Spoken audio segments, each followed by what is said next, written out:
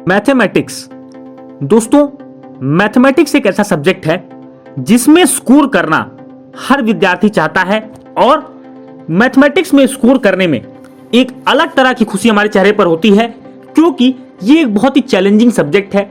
इस सब्जेक्ट में आपको कॉन्सेप्ट के साथ साथ फॉर्मूले पर अच्छी कमांड होनी चाहिए। साथ ही साथ आप मैथ्स में देखते हो कि आपका पेपर पैटर्न स्टैटिक नहीं रहता है, बहुत सारे डिफरेंट टाइपोलॉजी ऑफ क्वेश्चंस आपसे पूछे जाते हैं।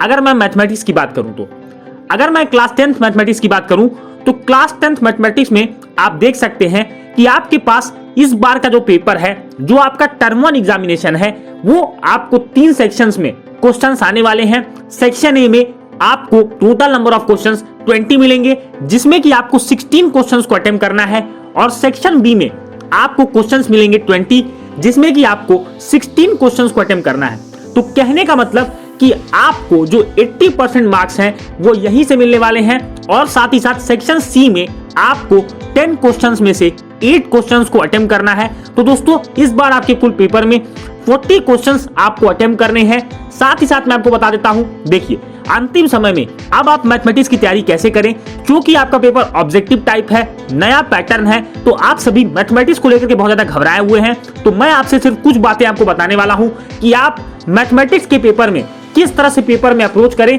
जिससे कि आप फुल मार्क्स अधिक से अधिक स्कोर कर पाए। देखिए, सबसे बड़ी बात यह है कि मैथमेटिक्स में आपके पास आपको आपके दिमाग में आपके फॉर्मूले के क्वेश्चंस होने चाहिए।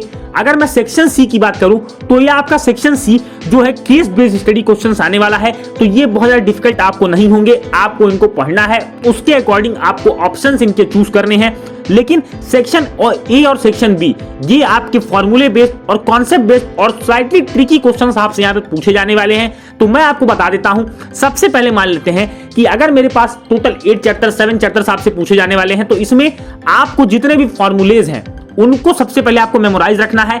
आप पहले काम करिए, अगर आपके एग्जाम में आज से भी 5, 7 दिन 8 दिन बचे हुए हैं, तो हर चैप्टर के सामने हर चैप्टर के फॉर्मूलेज को एक लाइन में सीक्वेंसली आप लिख लें और उसको याद कर लें, चाहे वो कोऑर्डिनेट ज्योमेट्री के हो, चाहे वो ट्रायंगल्स के हो, चाहे वो लीनियर इक्वेशन के हो। जो भी चैप्टर आप पढ़ने वाले हैं, इन सारे चैप्टर्स के फॉर्मूलेज कम से कम आपको याद होने चाहिए, ताकि अगर कोई फॉर्मूले बेस पे क्वेश्चन आता है तो आप उन क्वेश्चंस में वैल्यू पुट करके जो वैल्यू पूछी जा रही है उस वैल्यू को आप निकालें।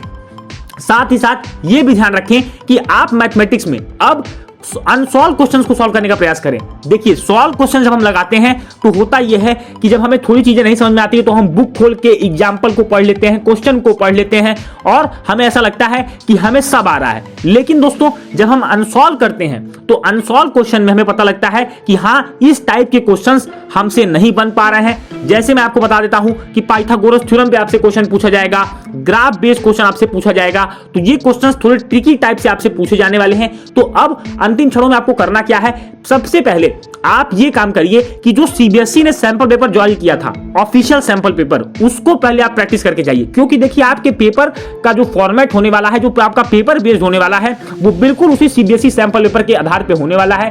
क्योंकि बोर्ड को भी पता है कि आपका एग्जामिनेशन पैटर्न नया है, तो आप सभी अगर बहुत ज्यादा चेंज बोर्ड करेगा तो आप सभी घबराहट के मारे पेपर को अटेम्प्ट नहीं कर पाएंगे। और दूसरी बात, इस बार मैथमेटिक्स के पेपर में आपका सबसे बड़ा चैलेंज है टाइम मैनेजमेंट। तो इसको केवल टैकल करने का सिर्फ एक ही तरीका है, वो है practice as much as you can. और आपको क्या प्रैक्टिस करना है ये भी मैं आपको बताता हूं। देखिए, आपको लेटेस्ट जो आपने सैंपल पेपर खरीदा है उसमें से आपको पिक करने हैं 5 सैंपल पेपर, और इनको आपको टाइमर के साथ सॉल्व करना है।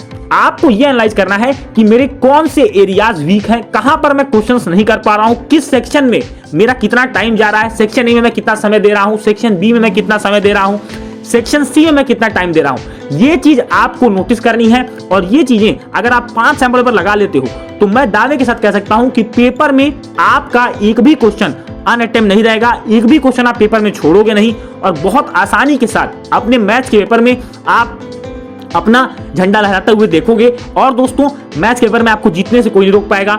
दूसरी बात आपको ध्यान रखनी है, देखिए मैथमेटिक्स में यह भी आपको ध्यान रखना है कि आप जब चैप्टर को पढ़ रहे हैं तो तो उन क्वेश्चंस पे ज्यादा फोकस करें जो क्वेश्चन थोड़े ट्रिकी हैं, जो थोड़ा उलझाने का प्रयास आपको करेंगे, क्योंकि आप देख रहे हो केस बेस्ड क्वेश्चंस आपसे पूछे जाएंगे और सेक्शन ए और सेक्शन बी में आपसे फॉर्मूले बेस्ड, कॉन्सेप्ट बेस्ड क्वेश्चंस आपसे पूछे जाने वाले हैं।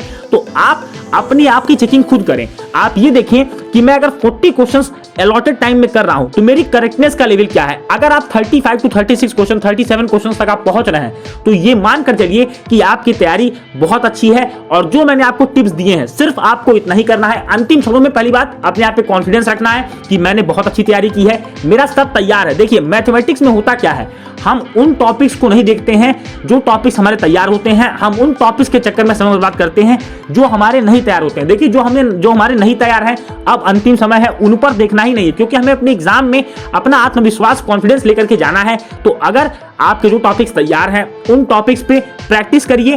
5 जो मैंने आपको बताया सैंपल पेपर, इसको मस्ट करके जाइएगा। बिल्कुल दोस्तों, आप अपने मैथ्स के एग्जाम में बहुत अच्छा करने वाले हैं। उम्मीद है कि ये मैथमेटिक्स रिलेटेड वीडियो, जो कि आपको सबसे चैलेंजिंग सब्जेक्ट लगता है, आपको बहुत हेल्प करेगा। लास्ट मोमेंट टिप्स आपको ये फॉलो करनी है। वीडियो अच्छा लगा है तो वीडियो को लाइक करें। अगर आप चैनल पे नए हैं तो चैनल को जरूर सब्सक्राइब करें, नोटिफिकेशन की घंटी को जरूर बजाइएगा। मिलेंगे दोस्तों अपने अगले वीडियो में, तब तक के लिए जय हिंद, वंदे मातरम।